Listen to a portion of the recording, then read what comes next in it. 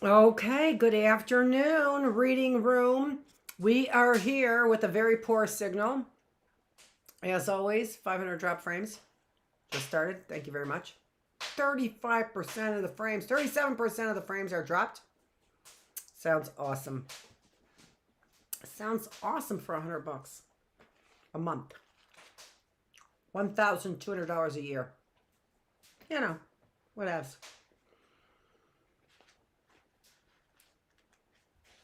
I apparently did start reading the last chapter. I've got my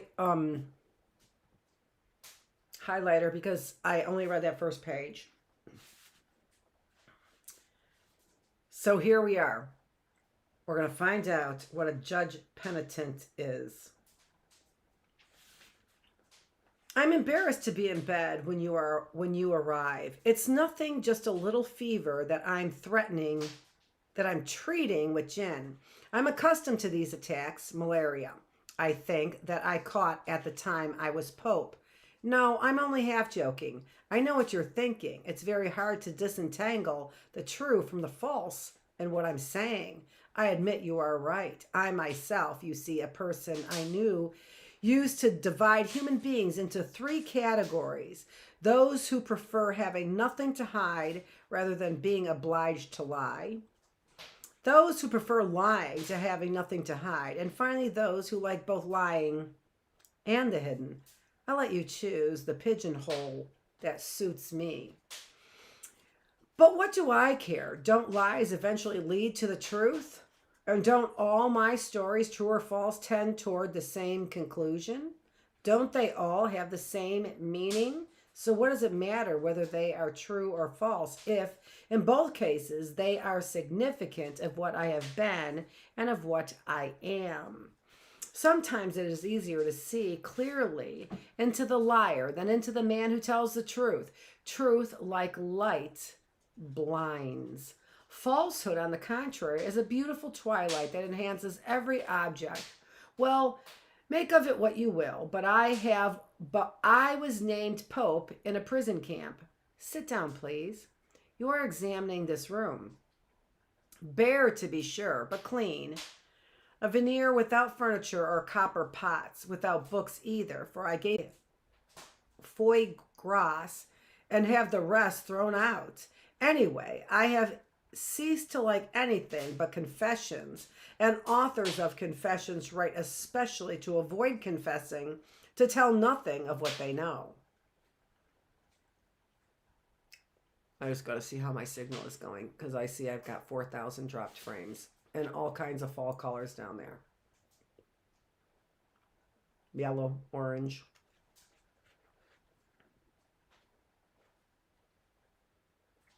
When they claim to get the painful admissions, you have to watch out, for they are about to dress the corpse. Believe me, I know what I'm talking about. So I put a stop to it. No more books, as more useless objects either. The bare necessities, clean and polished like a coffin. Besides, these Dutch beds, so hard and with their immaculate sheets, one dies in them as if already wrapped in a shroud, embalmed in purity. You're curious to know my pontifical adventures? Nothing out of the ordinary, you know. Shall I have the strength to tell you of them? Yes, the fever is going down. It was all so long ago. It was in Africa where, thanks to a certain Ramel, war was raging. I wasn't involved in it. No, don't worry. I had already dodged the one in Europe. Mobilized, of course, but I never saw action. In a way, I regret it. Maybe they would have changed many things. The French army didn't need me on the front. It merely asked me to take part in the retreat. A little later, I got back to Paris and the Germans. I was tempted by the Renaissance, about which people were beginning to talk just about the time I discovered that I was patriotic. You're smiling? You are wrong. I made my discovery on a subway platform in the Chalet station. A dog had strayed into the labyrinth of passageways. Big, wiry-haired, one ear cocked, eyes laughing. He was cavorting and sniffing the passing legs. I have a very old and very faithful attachment for dogs. I like them because they always forgive. I called this one, who hesitated, obviously won over, wagging his tail enthusiastically a few yards just ahead of me. Sorry. Just then, a young German soldier who was walking briskly past me, having reached the dog, he caressed the shaggy head. Without hesitating, the animal fell in step with the same enthusiasm and disappeared with him. From the resentment and the sort of rage I felt against the German soldier, it was clear to me that my reaction was patriotic. If the dog had followed a French civilian, I'd not even have thought of it. But on the contrary, I imagined that friendly dog as a mascot of a German regiment, and that made me fly into a rage. Hence, the test was convincing. I reached the southern zone I reached the southern zone with the intention of finding out about the resistance. But once there, and having found out, I hesitated. The undertaking struck me as a little mad and, in a word, romantic. I think especially that underground action suited neither my temperament nor my preference for exposed heights. It seemed to me that I was being asked to do some weaving in a cellar for days and nights on end until some brutes should come to haul me from hiding, undo my weaving, and then drag me to another cellar to beat me to death. I admired those who indulged in such heroism of the depths, but couldn't imitate them.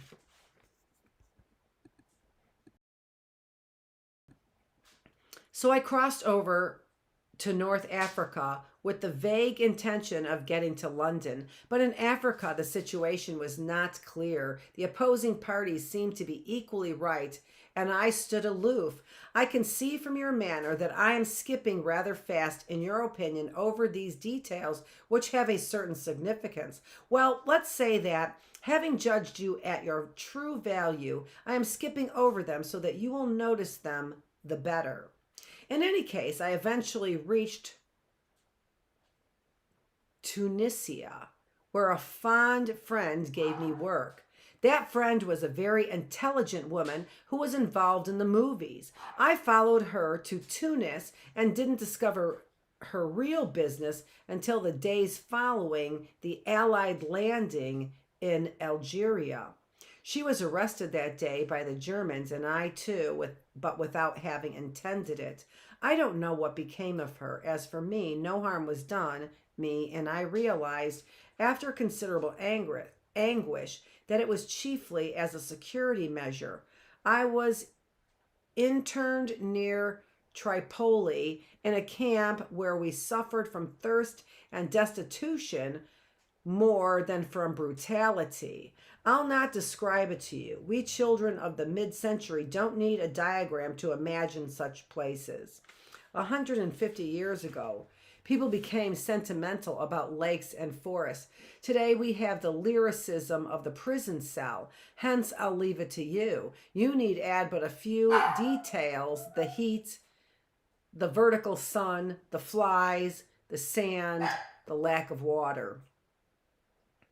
There was a young Frenchman with me who had faith. Yes, it's decidedly a fairy tale. The Du Guesclin type, if you will. I don't know what that is. Right there, and then on the next line, over the other way, and then. Okay? I don't know what that is. He had crossed over from France into Spain to go and fight. The Catholic general had interned him, and having seen that in the Franco camps the chickpeas were, if I may say so, blessed by Rome, he had developed a profound melancholy. Neither the sky of Africa, where he had next landed, nor the leisures of the camp had distracted him from that melancholy, but his reflections, and the sun too, had somewhat unhinged him. One day, when under a tent that seemed to drip molten lead, the 10 or so of us were panting among the flies, he repeated the diatribes against the Roman, as he called him. He looked at us with a wild stare, his face unshaven for days, bare to the waist and covered with sweat. He drummed with his hands on the visible keyboard of his ribs. He declared to us the need for a new pope who should live among the wretched instead of praying on a throne, and the sooner the better. He stared with wild eyes as he shook his head. Yes, he repeated, as soon as possible. Then he calmed down suddenly and in a dull voice said that we must choose him among us, pick a complete man with his vices and virtues, and swear allegiance to him on the sole condition that he should agree to keep alive in himself and in others the community of our sufferings. Who among us, he said, has the most failings?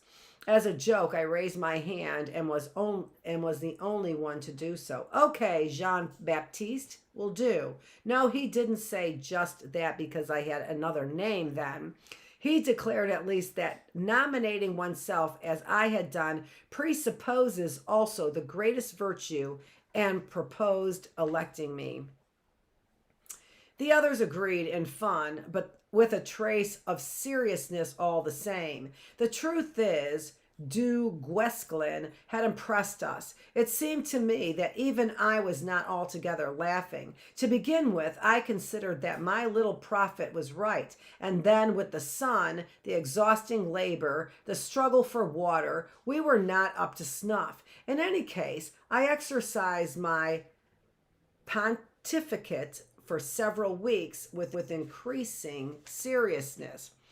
Of what did it consist? Well, I was something like a group leader or the secretary of a cell. The others in my case, and even those who lacked faith, got into the habit of obeying me. Dr. Guesclin was suffering. I administered his suffering. I discovered then that it was not so easy as I thought to be a pope, and I remembered this just yesterday after having given you such a scornful speech on judges, our brothers. The big problem in the camp was the water allotment. Other groups, political or sectarian, had formed and each prisoner favored his comrades. I was consequently led to favor mine, and this was a little concession to begin with. Even among us, I could not maintain complete equality. According to my comrades' condition or the work they had to do, I gave an advantage to this or that one. Such distinctions are far-reaching. You can take my word for it. But decidedly, I am tired and no longer want to think of that period. Let's just say that I closed the circle the day I drank the water of a dying comrade. No, it wasn't Du Guesclin. He was already dead, I believe, for he stinted himself too much. Besides, he had been there out of love for him. I'd have resisted longer, for I loved him. Yes, I loved him, or so it seems to me. But I drank the water, that's certain, while convincing myself that the others needed me more than this fellow who was going to die anyway, and that I had duty to keep myself alive for them. Thus, Cher, empires and churches are born under the sun of death. And in order to correct somewhat what I said yesterday, I'm going to tell you the great idea that has come to me while telling all this, which I'm not sure now, I may have lived or only dreamed. My great idea is that one must forgive the Pope. To begin with, he needs it more than anyone else. Secondly, that's the only way to set oneself above him. Did you close the door thoroughly? Yes. Make sure, please. Forgive me. I have the bolt complex. On the point of going to sleep, I can never remember whether or not I pushed the bolt, and every night I must get up to verify. One can be sure of nothing, as I've told you. Don't think that this worry about the bolt is the reaction of a frightened possessor.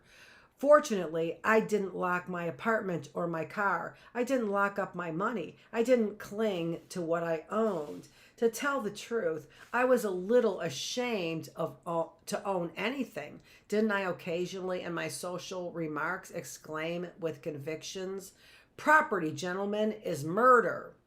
Not being sufficiently big-hearted to share my wealth with a deserving poor man, I left it at the disposal of possible thieves, hoping thus to correct injustice by chance. Today, moreover, I possess nothing. Hence, I am not worried about my safety, but about myself and my presence of mind. I am also eager to block the door of the closed little universe of which I am the king, the pope, and the judge.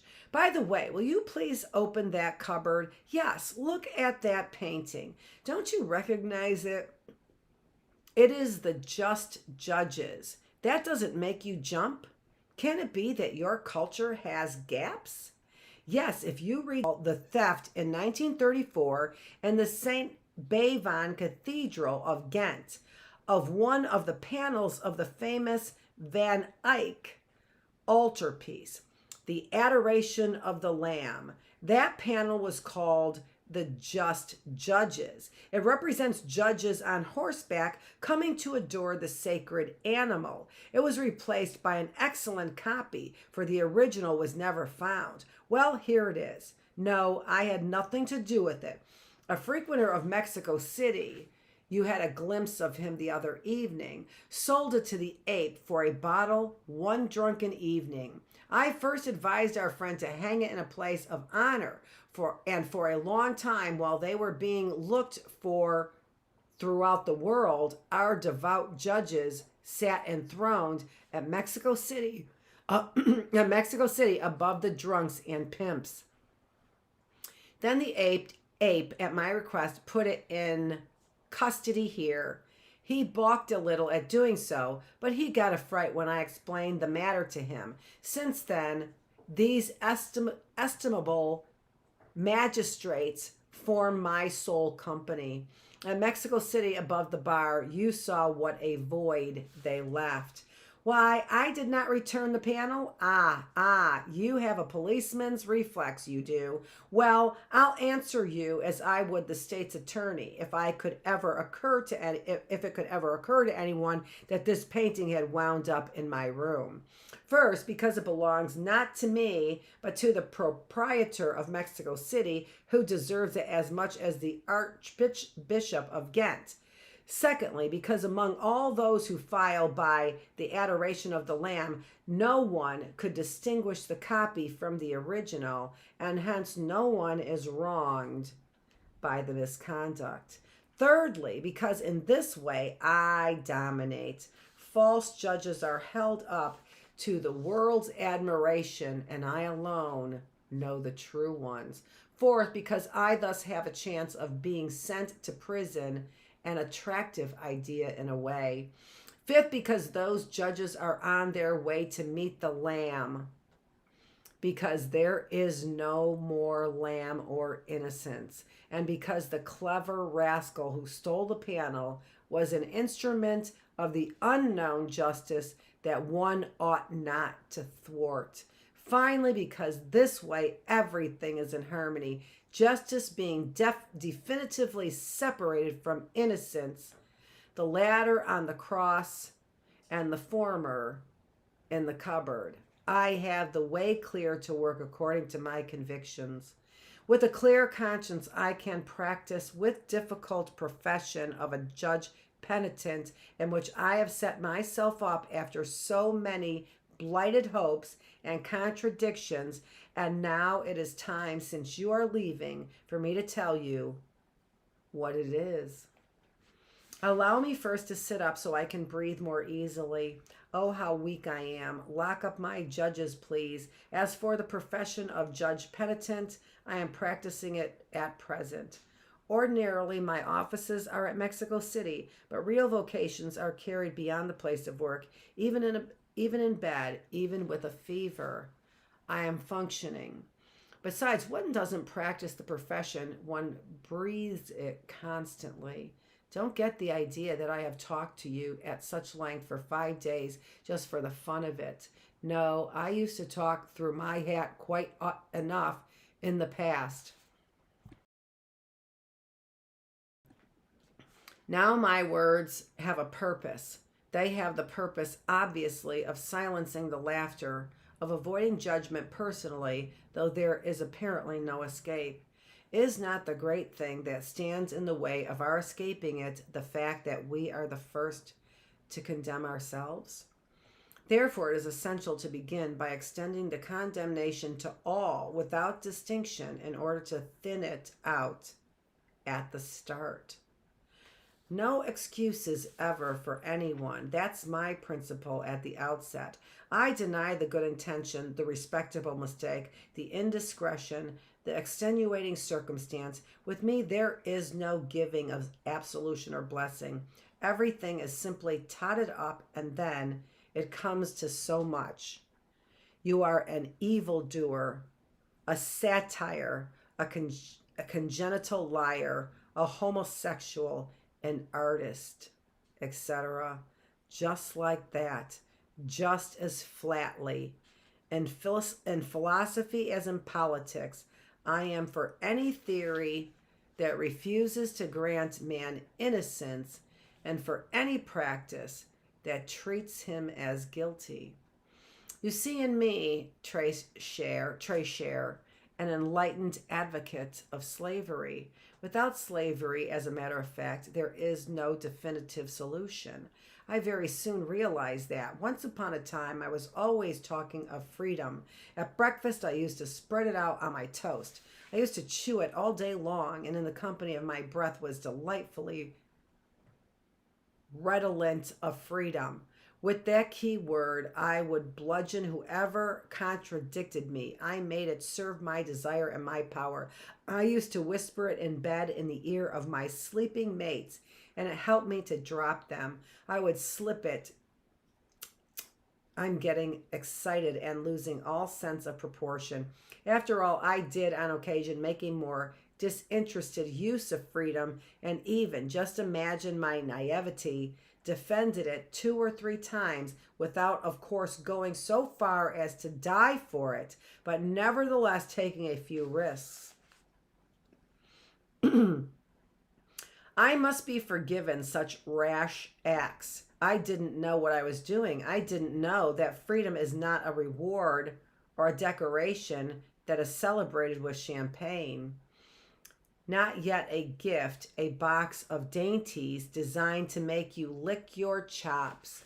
Oh, no, it's a chore on the contrary and a long-distance race, quite solitary and very exhausting. No champagne, no friends raising their glasses as they look at you affectionately, alone in a forbidding room, alone in the prisoner's box before the judges, and alone to decide in face of oneself or in the face of others' judgment.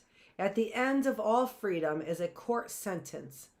That's why freedom is too heavy to bear, especially when you're down with a fever or are disinterested or love nobody. Ah, mon cher, for anyone who is alone without God and without a master, the weight of days is dreadful. Hence one must choose a master, God being out of style. Besides, that word has lost its meaning. It's not worth the risk of shocking anyone. Take our moral philosophers, for instance, so serious, loving their neighbor and all the rest. Nothing distinguishes them from the Christians except that they don't preach in churches. What is your opinions? What, in your opinion, keeps them from becoming converted? Respect, perhaps, respect for men. Yes, human respect. They don't want to start a scandal, so they keep their feelings to themselves. For example, I knew an atheist novelist who used to pray every night. That didn't stop anything. How he gave it to God is in his books.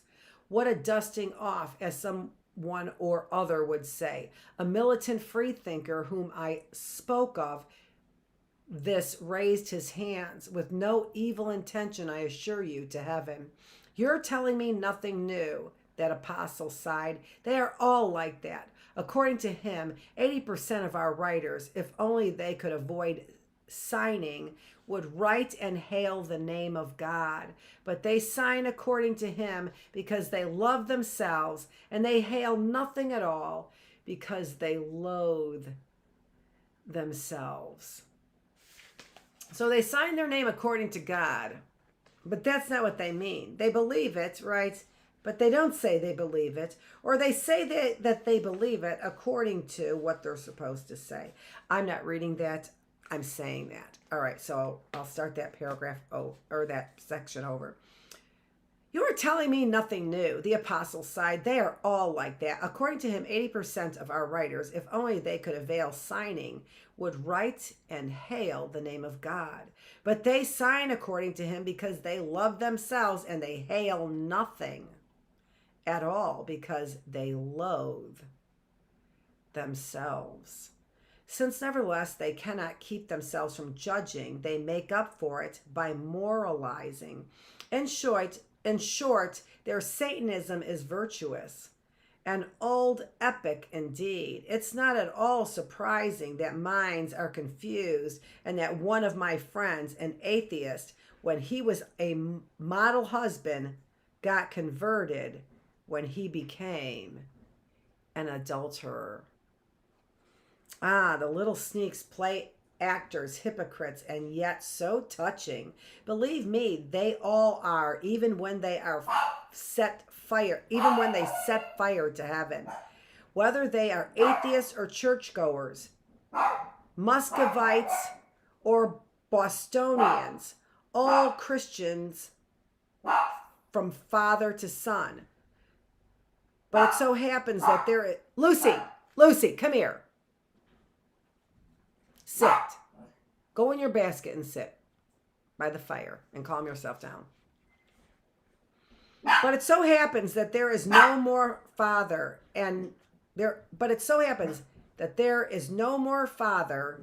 no more rule.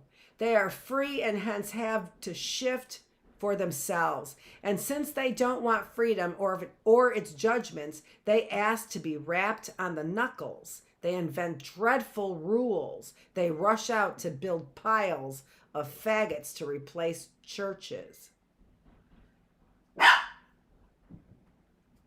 Savonarolas.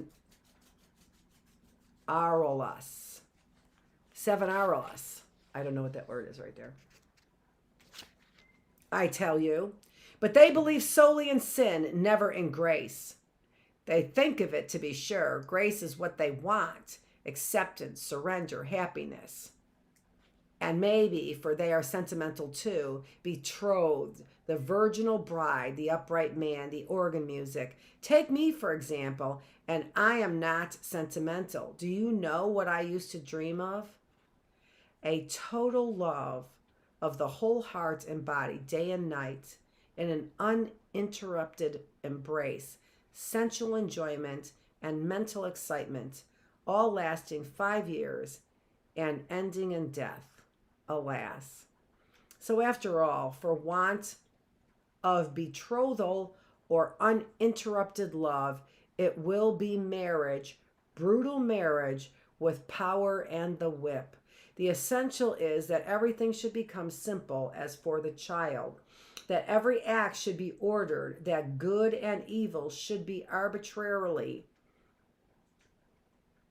hence obviously pointed out. And I agree. However, Sicilian and Javanese I may be and not at all Christian, though I feel friendship for the first Christian of all. But on the bridges of Paris, I too learned that I was afraid of freedom. So hurry for the master, whoever he may be, to take the place of heaven's law. Our Father, who art provisionally here, our guides, our delightfully severe masters, O cruel and beloved leaders. In short, you see, the essential is to cease being free and to obey, and repentance a greater rogue than oneself. When we are all guilty, that will be democracy. Without counting, cher ami, that we must take revenge for having to die alone. Death is solitary, whereas slavery is collective. The others get theirs too, and at the same time as we, that's what counts. All together at last, but on our knees and heads bowed. Isn't it good likewise to live like the rest of the world, and for that, doesn't the rest of the world have to be like me? Threat, dishonor, police are the sacraments of that resemblance. Scorned, hunted down, compelled, I can then show what I am worth, enjoy what I am by natural at last. Be natural at last. This is why, très cher, after having solemnly paid my respects to freedom, I decided that it had to be handed over without delay to anyone comes along. And every time I can, I preached in my church of Mexico City. I invite the good people to submit to authority and humbly to solicit the comforts of slavery, even if I have to present it as true freedom. But I'm not being crazy. I'm well aware that slavery is not immediately realizable. It will be one of the blessings of the future, that's all. In the meantime, I must get along with the present and seek at last a provisional solution. Hence, I had to find another means of extending judgment to everybody in order to make it weigh less heavily on my own shoulders. I found a means. I gotta highlight that.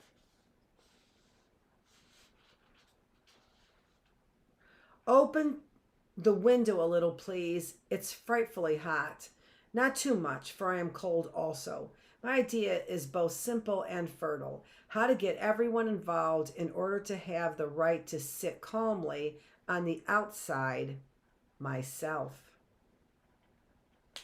Should I climb up to the pulpit like many of my illustrious contemporaries and curse humanity?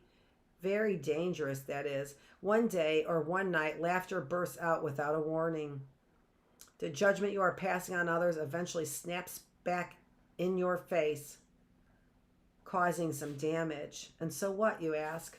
Well, here's the stroke of genius. I discovered that while waiting for the masters with their rods, we should, like Copernicus, reverse the reasoning to win out, inasmuch as one couldn't condemn others without immediately judging oneself. One had to overwhelm oneself to have the right to judge others. Inasmuch as every judge someday ends up as a penitent, one had to travel the road in the opposite directions to practice the profession of penitent, to be able to end up as a judge. You follow me? Good. But to make myself even clearer, I'll tell you how I operate. First, I closed my law office, left Paris, traveled. I aimed to set up under another name in some place where I shouldn't lack for a practice. There are many in the world, but chance, convenience, irony, and also the necessity for a certain mortification made me choose a capital of waters and fogs, girdled by canals particularly crowded and visited by men from all corners of the earth. I set up my office in a bar in the sailors' quarter. The clientele of a port town is varied. The poor don't go into the luxury districts, whereas eventually the gentlefolk always wind up at least once. As you have seen in the disreputable places, I lie in wait, particularly for the bourgeois, and the strang bourgeois at that. It's with him that I get my best results. Like a virtuoso of a rare violin, I draw my subtlest sounds from him. So I have been practicing my useful profession at Mexico City for some time. It consists, to begin with, as you know from experience, in indulging in public confession as often as possible. I accuse myself up and down. It's not hard, for I now have acquired a memory. But let me point out that I don't accuse myself crudely, beating my breast. No, I navigate skillfully, multiplying distinctions and discretions too. In short, I adapt my words to my listener and lead him to go me one better. I mingle what concerns me and what concerns others. I choose the features we have in common, the experiences we have endured together, the failings we share, good form, in other words, the man of the hour, as he is rife in me and in others. With all that, so he's empathizing with who? The rich who find themselves in the bars, in the brothels. That's who he's connecting with. With all that I construct a portrait which is the image of all and of no one, a mask, in short, rather like those carnival masks, which are both lifelike and stylized, so that they make people say, why, surely I've met him. When the portrait is finished, as it is this evening, I show it with great sorrow. This, alas, is what I am. The prosecutor's charge is finished, but at the same time, the portrait I hold out of my contemporaries becomes a mirror. Covered with ashes, tearing my hair, my face scored by clawing, with my piercing eyes, I stand before you. I stand before all humanity, recapitulating my shames without losing sight of the effect I am producing, and saying, I was the lowest of the low. Then imperceptibly I pass from the I to the we. When I get to this is what we are, the trick has been played, and I can tell them off. I am like them, to be sure. We are in the soup together. However, I have a superiority in that I know it, and this gives me the right to speak. You see the advantage, I am sure. The more I accuse myself, the more I have the right to judge you. Even better, I provoke you into judging yourself. And this relieves me of that much of the burden. Ah, mon cher, we are odd, wretched creatures, and if we merely look back over our lives, there's no lack of occasions to amaze and horrify ourselves. Just try. I shall listen, you may be sure, to your own confession with a great feeling of fraternity, brotherhood. Don't laugh. Yes, you are a difficult client.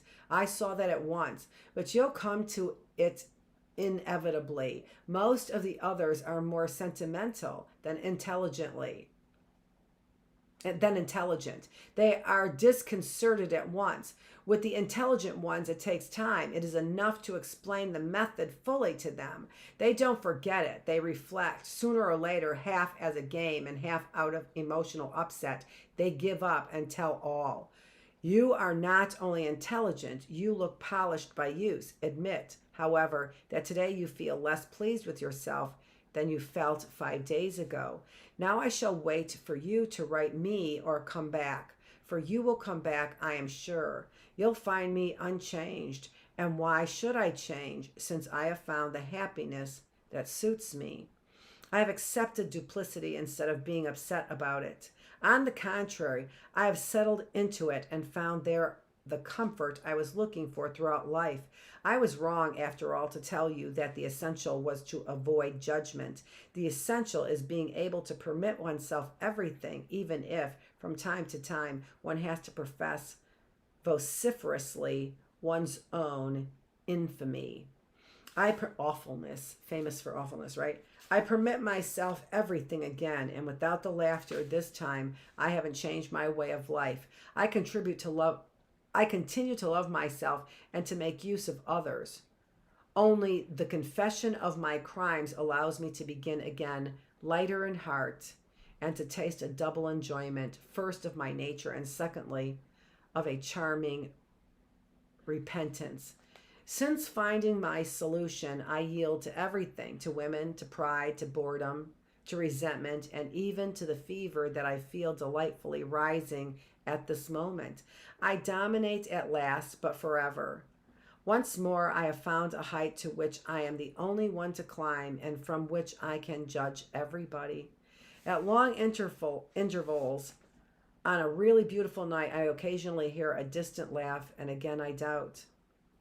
But quickly I crush everything, people and things, under the weight of my own infirmity, and at once I perk. Infirmity, my own disease. So I shall await your respects at Mexico City as long as necessary, but remove this blanket. I want to breathe. You will come, won't you? I'll show you the details of my technique, for I feel a sort of affection for you. You will see me teaching them night after night that they are vile. This very evening, moreover, I shall resume. I can't do without it or deny myself those moments when one of them collapses with the help of alcohol and beats his breast.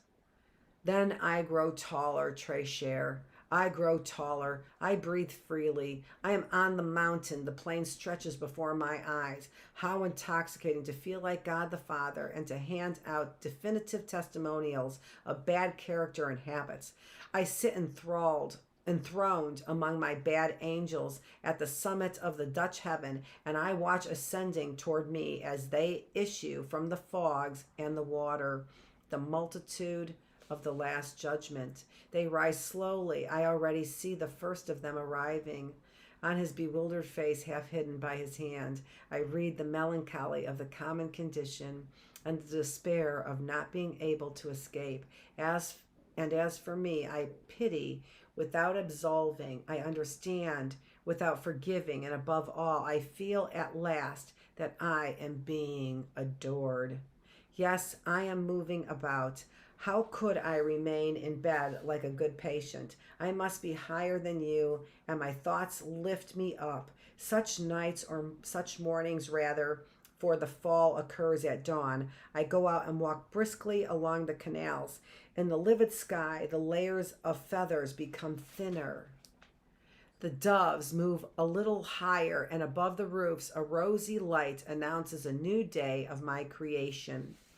On the dam rack, the first streetcar sounds its bell in the damp air and marks the awakening of life at the extremity of this Europe, where at the same moment hundreds of millions of men, my subjects, painfully slip out of bed, a bitter taste in their mouths, to go to a joyless work. Then, soaring over this whole continent, which is under my sway without knowing it, drinking in the absinthe-colored light of breaking day, intoxicated with evil words, I am happy. I am happy, I tell you. I won't let you think I'm not happy. I'm happy unto death. Oh, sun, beaches, and the islands in the path of the trade winds, youth whose memory drives one to despair. I'm going back to bed. Forgive me. I fear I got worked up, yet I'm not weeping. At times one wanders, doubting the faces, even when one has discovered the secrets of the good life. To be sure, my solution is not the ideal, but when you don't like your own, when you know that you must change lives, you don't have any choice, do you? What can one do to become another? Impossible. One would have to cease being anyone, forget oneself for someone else, at least once. But how? Don't bear down too hard on me. I'm like that old beggar who wouldn't let go of my hand one day on a cafe terrace. Oh, sir, he said, it's not just that I'm good, but you lose track of the light. Yes, we have lost track of the light, the mornings, the holy innocence of those who forgive themselves. Look, it's snowing. Oh, I must go out. Amsterdam asleep in the white night, the dark jade canals under the light snow-covered bridges, the empty streets, my muffled steps. There will be purity, even if fleeting, before tomorrow's mud. See the huge flakes drifting against the window panes. It must be the doves, surely. They finally make up their minds to come down. The little dears, they are covering the waters and the roofs with a thick layer of feathers. They are fluttering at every window. What an invasion. Let's hope they are bringing good news. Everyone will be saved, eh? And not only the elect. Possessions and hardships will be shared for you, for example. From today on, you will sleep every night on the ground for me. The whole shooting match, eh?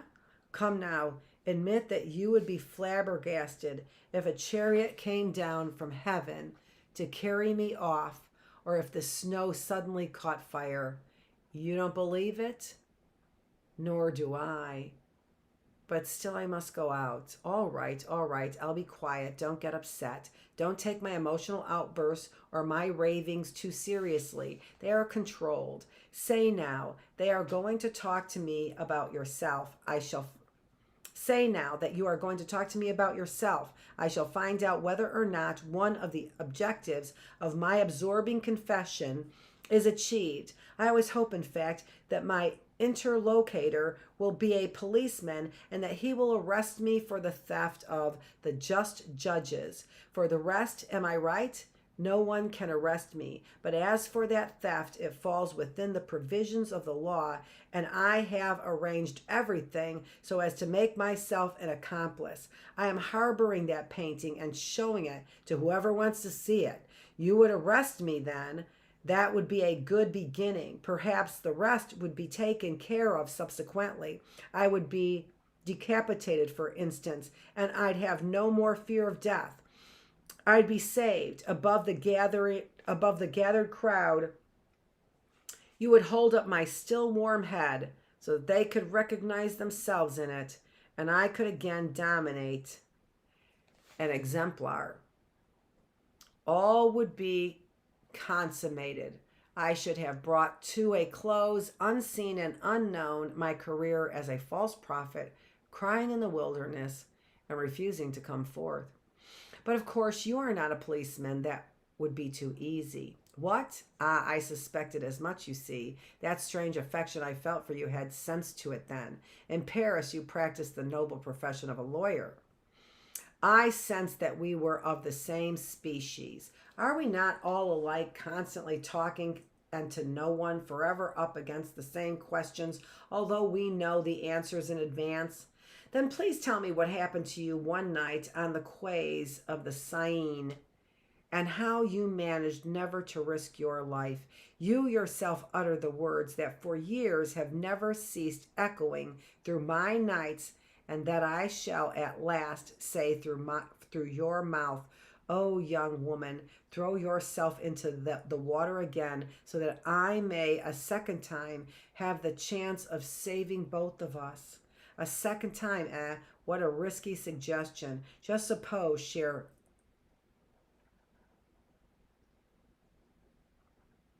maître, I don't know, that we should be taken literally. We'd have to go through with it.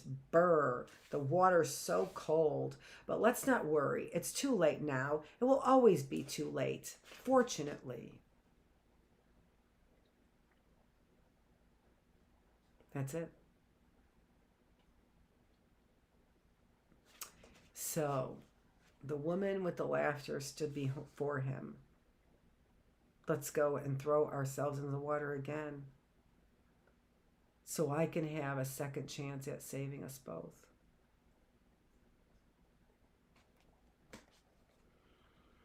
The fall.